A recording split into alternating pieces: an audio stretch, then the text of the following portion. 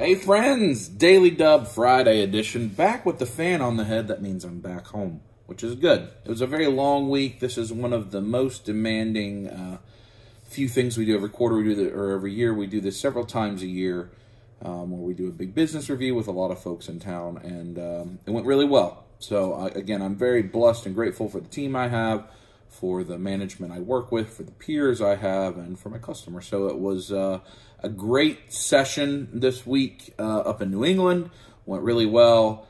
A lot of good discussions, and that's good. So the thing I wanted to talk to you about today specifically is the big, finally we get a bunch of information about Disney Plus yesterday. Disney had an Investors Day. They talked about lots of different stuff, but eventually they got to a lot of the details about Disney Plus, their new streaming service, which I have been quite fearful if you've heard me talking about it. And a lot of those fears were dispelled, fortunately, but I still think we're on the path to death by $9.99 a month. We'll talk about that later in the video. So first, let's talk about what Disney Plus is. It's an over-the-top streaming service. You all know what this is. It's like Netflix or Hulu or whatever you use in that world, a streaming set of stuff, Amazon Prime Video. Different from things like PlayStation Vue, YouTube TV, Hulu Live TV, DirecTV Now, the things that are, in essence, cable replacements and that they're airing live television shows. To our understanding, Disney Plus is not airing like ABC Live or ESPN Live. It's only streaming content, so most akin to Netflix. And we've been hearing about this. If you pay attention to the business side of our hobby like I do, you've seen Disney ending relationships with Netflix, removing their content from the competitors to gear up for their own platform. If you're really geeky into this stuff like I am, you realize that Disney purchased MLB Advanced Media, Major League Baseball Advanced Media. If you don't know what that is, MLB Advanced Media was one of the very first groups that had a streaming infrastructure, and MLB Advanced Media was running, like, I think HBO for a while, NFL streaming stuff, baseball streaming stuff, NBA streaming, NBA League Pass, and all of that stuff is very mature. You know, you've been able to get NBA League Pass forever and ever, you know, for like a decade streaming or something like that. So these are very mature infrastructure models that Disney wanted because they needed an infrastructure model. With their acquisition of Fox being complete, they are now the majority shareholder in Hulu, meaning they control Hulu as well. So they launched ESPN Plus a year ago, which is a streaming ESPN service. So if you can see their bigger strategy has been unfolding here for a while. The good and bad of that, there is definitely both. There's good, and a lot of the things I'm about to say as a fan, we're going to be like, yes. The bad is that Disney now controls quite a bit of the things that you're going to see, and you know, there's negatives to that.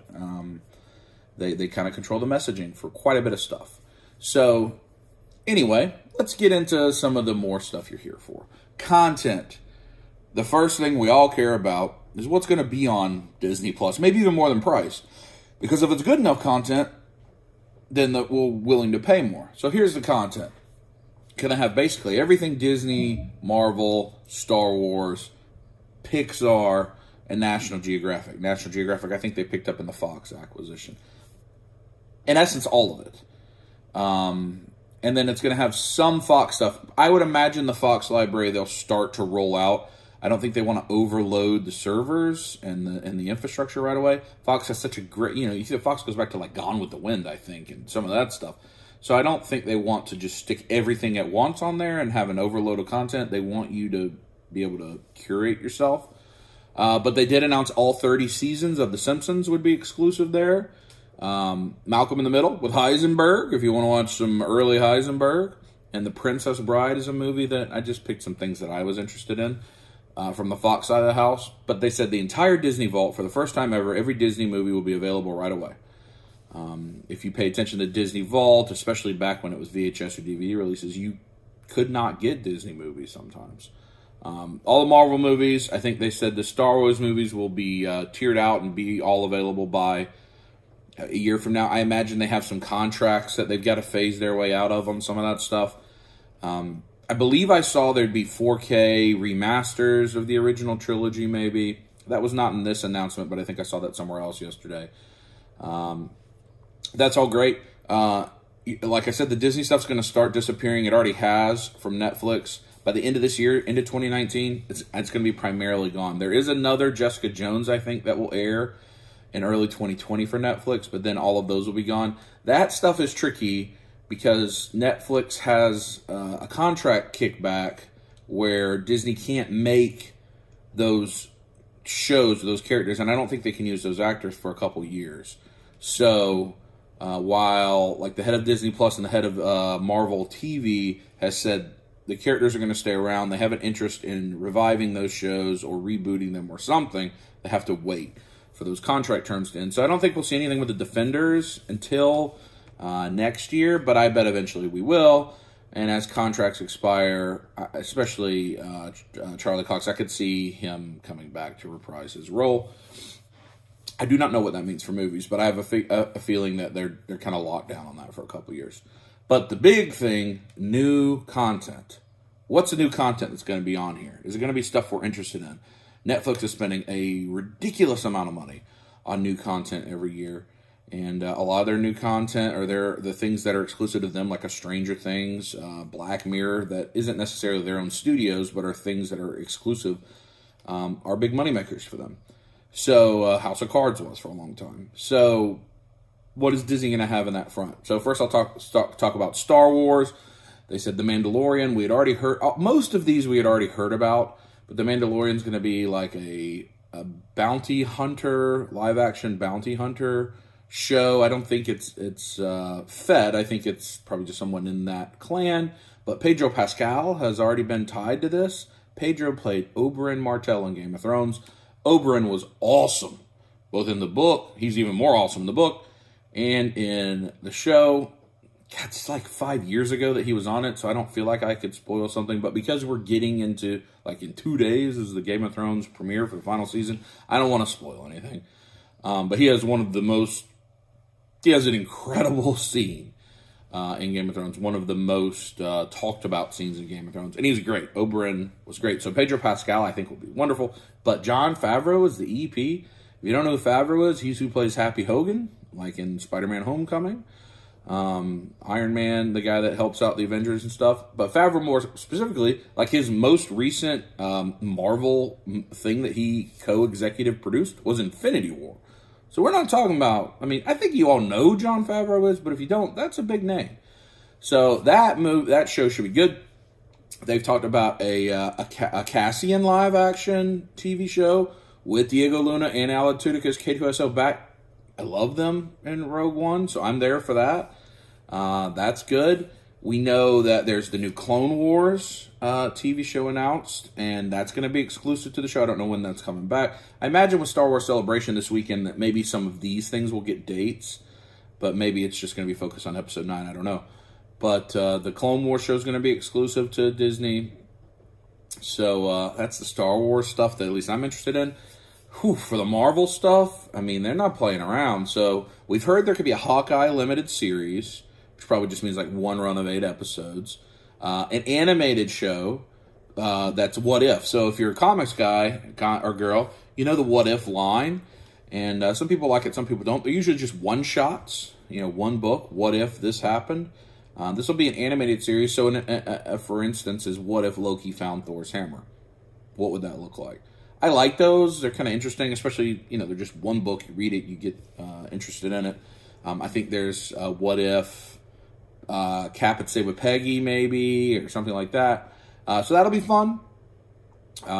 Certainly Marvel's animated wing, there's some of it that's good, but it's not quite as on par, in my opinion, with the DC animated movies. So maybe we'll see a raise up in that content, maybe. But the 3 big ones, I mean, Hawkeye's a big one, but they didn't talk as much about it. But the 3 big ones are live-action Loki, live-action The Falcon and the Wasp, live-action The Vision and Scarlet Witch, all with the MCU actors, all which Kevin Feige said would all tie in to the continued growing Marvel Cinematic Universe, that the next wave of the Cinematic Universe after Endgame will tie the movies back to the Disney Plus shows back and forth. We never really got that. with like Agents of S.H.I.E.L.D., Agent Carter, and the Defender stuff. Like, yes, they would very rarely reference the big green guy or the events of the Battle of New York. And like, yes, Samuel L. Jackson, Nick Fury was on Agents of S.H.I.E.L.D. for like a minute one time, and there were very minor crossovers. But primarily we didn't get that, you know, other than Coulson. But Coulson was dead in the MCU, according to all the people that were in the MCU. They didn't know. So this is different.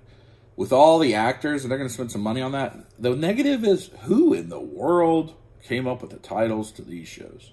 So the title to the Loki show is Loki.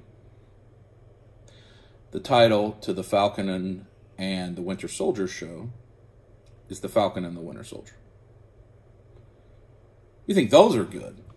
The Falcon, or the title to the Scarlet Witch and Vision show, WandaVision.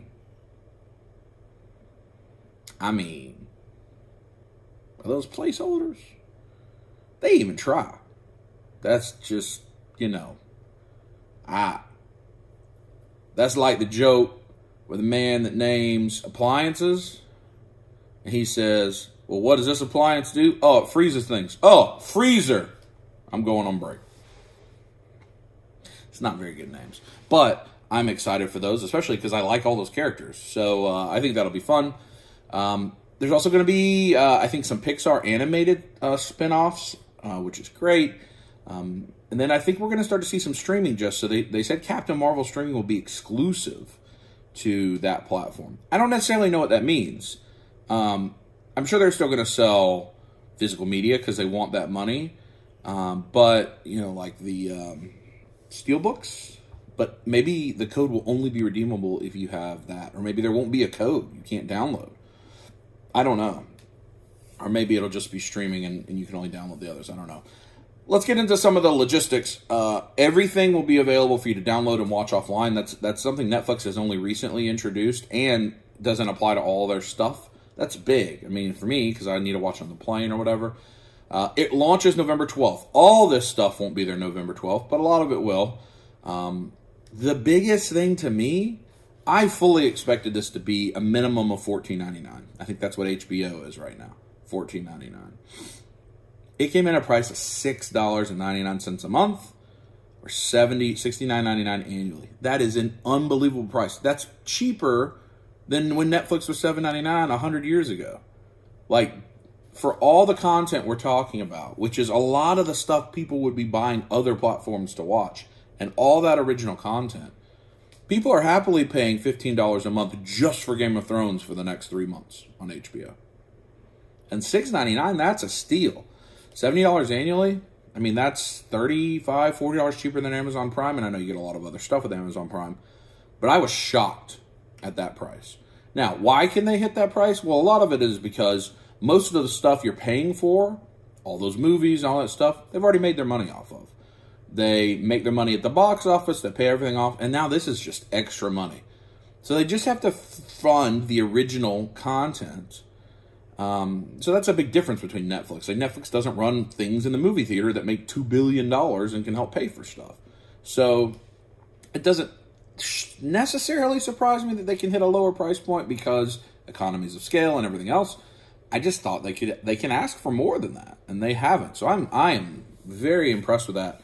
Another thing they announced, they're going to have a cheaper price if you bundle with Hulu and ESPN+. Hulu, which now they're the majority owner. ESPN, obviously. Disney also owns ABC Network, ESPN, all of that.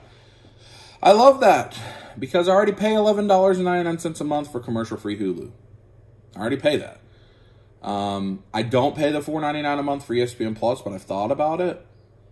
And Hulu does have the live TV service. It's like $45 a month. I pay for PlayStation Vue, which is a good bit more than that. But I pay for HBO and Showtime and all that through that so I can watch the shows I like to watch. But if there is a great bundle where I can bundle Hulu, ESPN+, Disney+, and, you know, I mean, you're just looking at the prices. Right now, $11.99, $4.99, $6.99. It's not out of the realm possibility that that's $19.99 for those three services. I'm absolutely doing that if I can do that. And if it's even cheaper, or relatively speaking, to add the Hulu Live TV, I'll switch to that too. So they seriously have my attention. Seriously have my attention with that pricing. Compare it. My Netflix, I pay for Netflix Premium, so I can watch 4K, and it can be on multiple devices. You know, you have multiple user accounts. That just raised to $15.99 a month. That's $9 a month more expensive than this. And if you prorate, if you buy the annual, it's even more than that. So I'm really surprised at the price. And we know the quality content you're going to get from Disney. That's never been a question. So I am really excited about Disney Plus, to be honest with you. Again, now, let's take a step back. It is still death by $9.99 a month. It's yet another way. So $6.99 is cheap, yep. But it's not as cheap as if I just could keep paying my $15.99 to Netflix and not add another $6.99 and still watch the Marvel stuff on Netflix. It is adding another price. And there have just been so many streaming services. So the streaming services I subscribe to, PlayStation Vue, which includes my HBO Now and my Showtime Anytime. So that's really 3. We'll say 3. I subscribe to Hulu. I subscribe to Netflix. I subscribe to Amazon Prime, which is primarily for the shipping, but I subscribe to Amazon Prime. I think that's all. No, I subscribe to Funimation.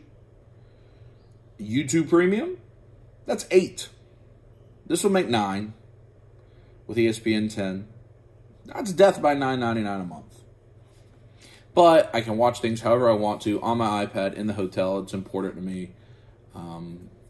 It's obviously first world problems. It is a blessing to be able to do that. That's where we are. Anyway, I want to make this video because I feel like a lot of people are confused about it or hadn't seen it. So I hope this is helpful. I'll talk to you tomorrow with another Daily Dub. Thank you for your feedback on the drone video I made yesterday. I'm going to try to get up and fly some drones here soon as spring is coming or is here. And we can see some pretty stuff. So anyway, I'll talk to you tomorrow. Happy Friday and squeeze it plus.